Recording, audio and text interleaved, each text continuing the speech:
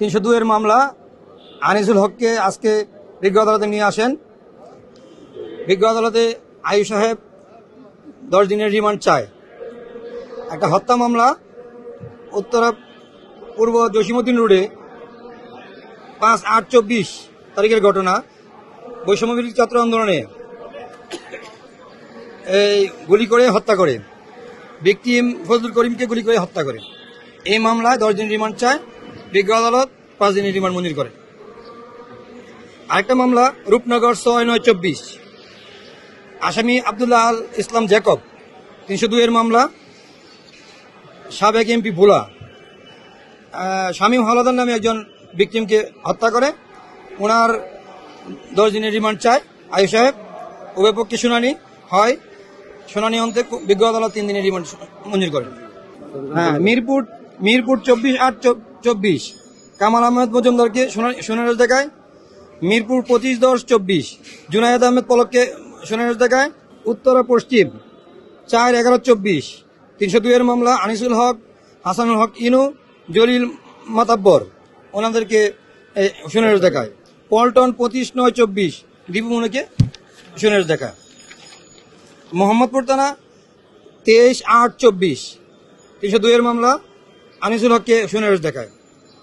মোহাম্মদপুর 6/9/24 আনিসুল হক, Salman F Rahman, Rashad Khan Menon ওনাদেরকে শুনানি দেখায়। টোটাল আমাদেরকে শুনানি দেখায় সালমান এফ রহমান, হাসানুল হক ইনু, রাশাদ খান মেনন, আব্দুল্লাহ আল ইসলাম জ্যাকব, পলক জুনায়েদ আহমেদ পলক, কামাল মজুমদার, শাহজাহান খান, দীপুমণি, আনিসুল হক উনি রিমান্ডে যায়।